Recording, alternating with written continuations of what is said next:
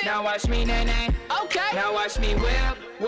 Watch me, nay. Why me do it? Now watch me whip. All right, thank you, Eric. Sound engineers conspire for jokes. It's great. Hi, I'm Gabriel. How's it going?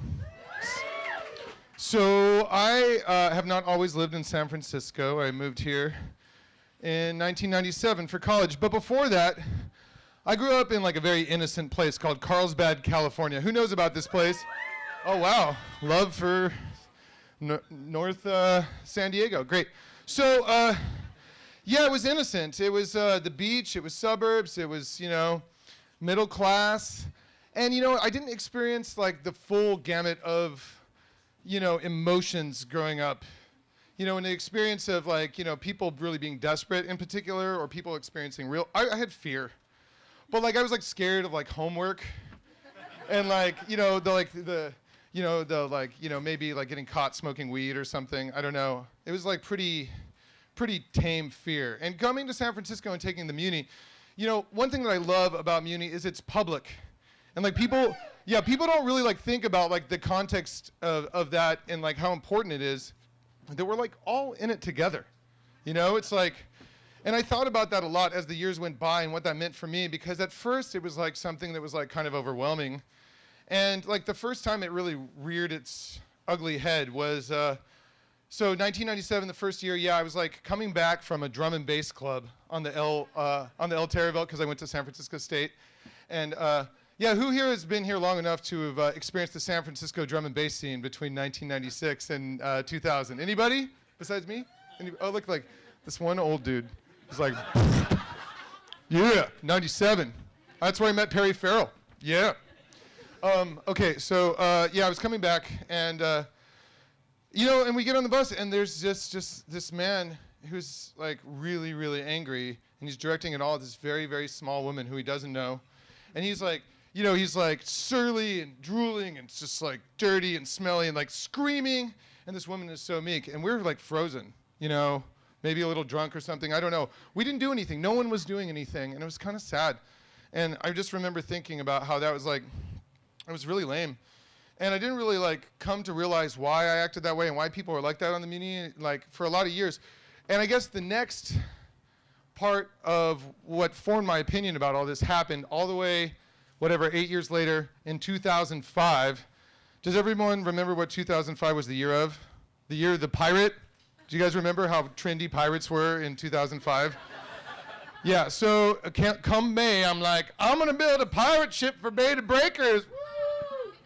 Yeah, and I did, and it's like, I thought it was ingeniously built. It was all around a wheelchair, and some 2x4s, and a couple of self-powered speakers, and a battery, like a car battery to power it all.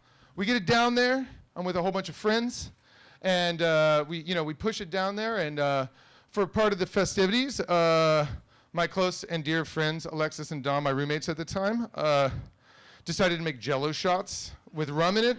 And you know what? The Jell-O shots did have rum in them, but they decided also as like a fun little secret that they would put Everclear in there too. Who knows what Everclear? You guys know what Everclear is? Okay, for those of you who don't know, this is like, actually I think it's illegal in the United States because it's like 90% alcohol or something. So yeah, that was in the shots. So that was definitely the thing that changed the day. So we get down there, and the big Divisadero curve of Beta Breakers, and we're like pushing along. We're like partying, Jell-O shots, probably having a few more than we should, even if it was just rum. And things started to get like really out of hand. We started attacking other pirate ships. Like one of the girls is like on the pirate ship dancing. I see it falling apart, and I'm like starting to like really like barely be able to hold it together. And we're like just barely through the panhandle, and the pirate ship's falling apart. So, okay, I'd love to tell you more details about the next few blocks and stuff, but it's like mostly like in and out blackouts at this point, and I'm not proud of it. I'm not a blacker outer either, This is a very unique experience. And yeah, so I guess it's probably my next memory is like right around, you guys know like Beta Breakers route, how it goes in to the Golden Gate Park. We're about 4 blocks in, and I remember, there's like a little hill slope right next to the road. And I sort of see my girlfriend and our friend Robin my girlfriend just sort of tackles Robin, and they like roll down the thing, and then they just start like, kind of like making out, and like they're covered in grass, and then all of a sudden this like all the jocks just appear out of nowhere with their cameras, right? And I'm like, oh my God! In my drunken stupor, I'm like, I don't want my friend and my girlfriend making out on whatever website, and I'm like, so I'm running over drunk, I like fall down, and I'm like, no, pictures, internet. Yeah, so their solution was to grab me and go into a bush. And so we did that, and it was like, oh, sexy, right? Well, right next to that, Allison was actually puking Jell-O shots in the same bush. Sexy, right? Yeah, you're welcome. So, yeah, we were like, basically just totally, gone at this point. And I don't really remember what happened until I was like at a Muni stop with like 2 speakers and a car battery, like just coming out of this blackout, right? And so, has anyone taken the bus back from Beta Breakers before?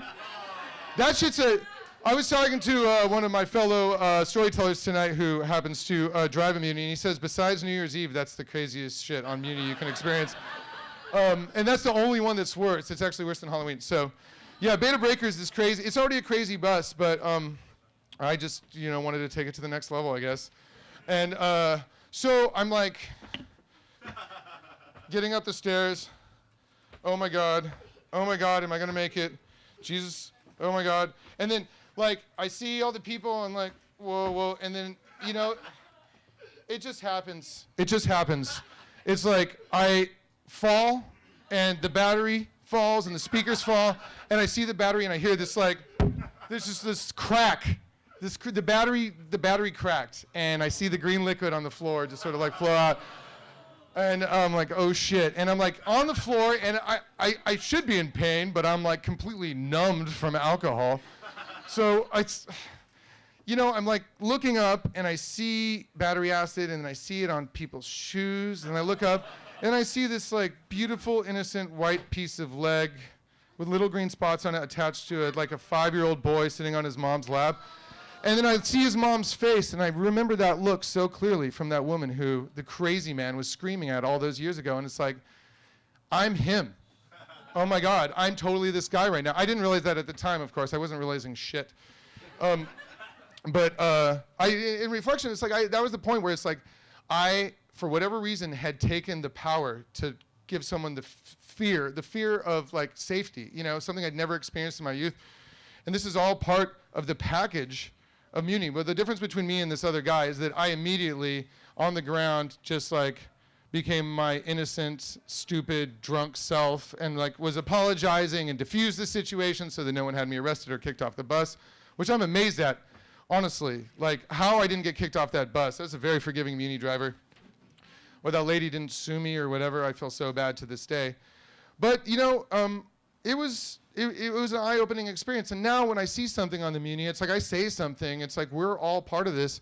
I could have used some help that day. I think people actually helped me a little bit, even though I was like this awful terror, and that's like really what public transit is all about. And it goes way bigger than transportation. This is this like public transit is socialism. In case you guys didn't know, it's like we're in it together, and it really, this is like the undertone of this whole thing is about compassion. Because people are on the Muni at all different points in their life. It doesn't just, we're just not all like perfectly ready to go all the time.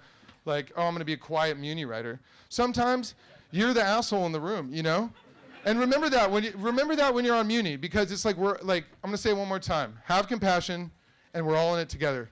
Thank you very much. Peace is the mission. With no maracas, huh? All right, thank you. Oh wait, hold on, girl. Let me get my drink.